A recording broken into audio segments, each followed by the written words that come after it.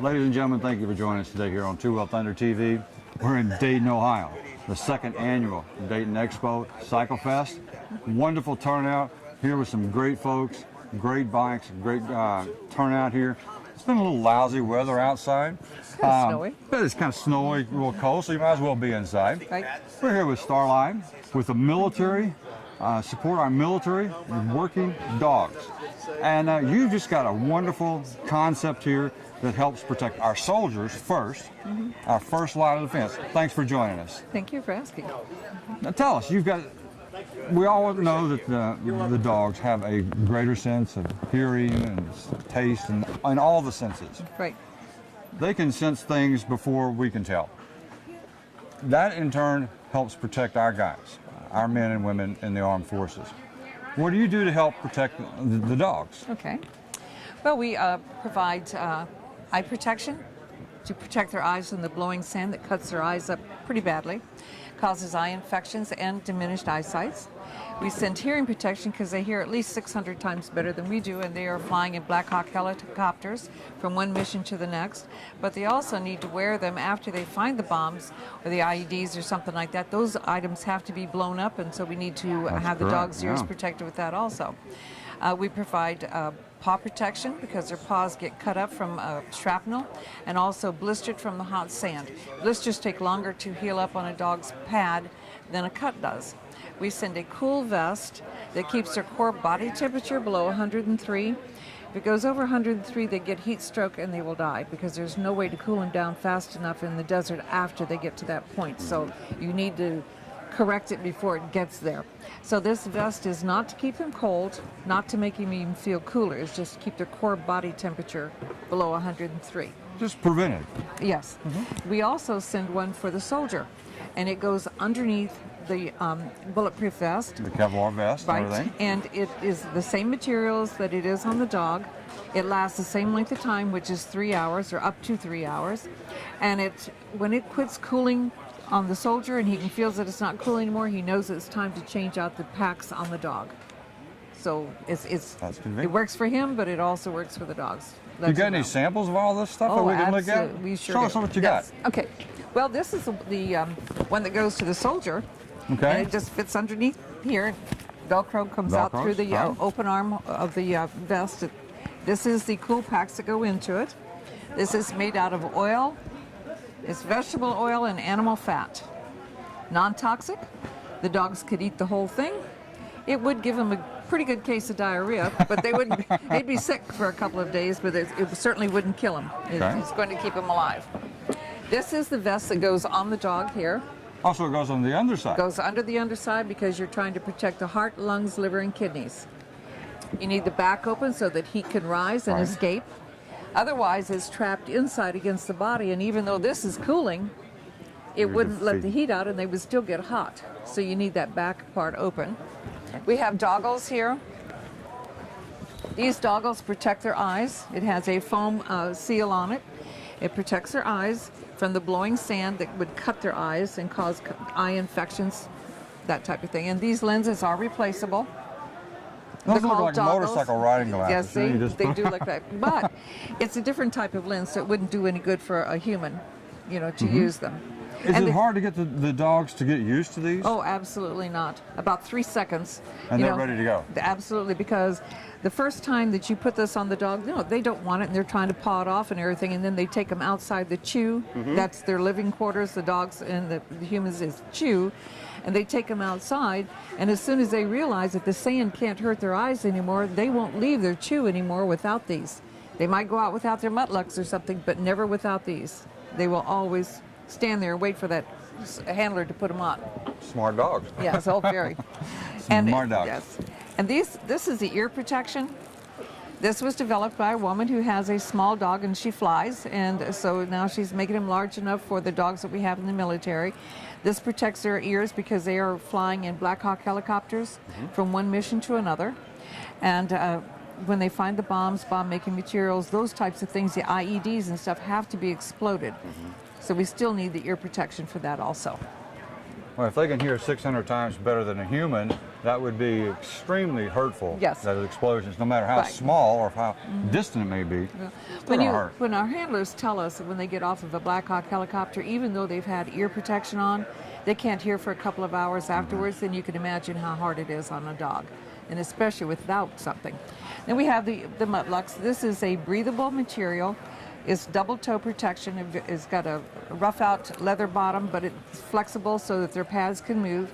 Otherwise, if you have a solid bottom like on our shoes, they can't walk in that because it has to move to be able to move. Now, what are these called? Mutlux. Mutlux. Mutlux. That's neat.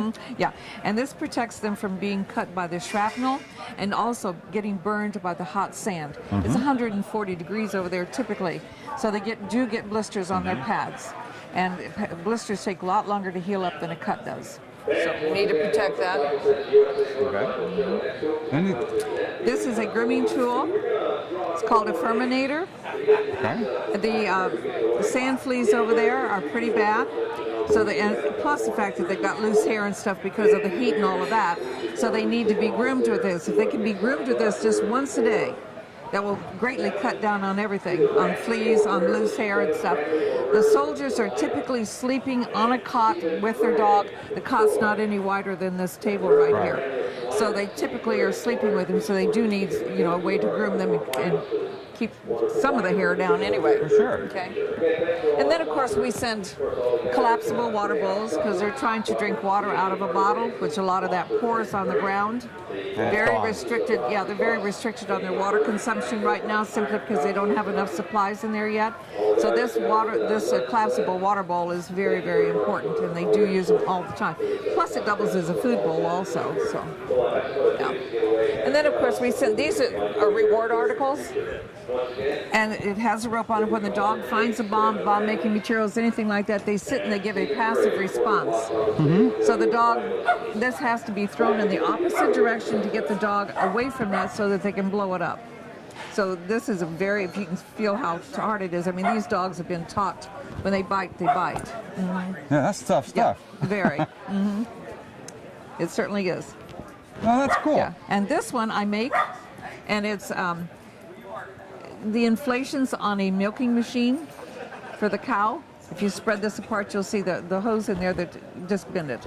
Oh. Yeah. See the hose in here? That's what carries the milk to the milking machine. So the dogs really love that. It smells like milk and cows and that type of thing. So they really, really enjoy that.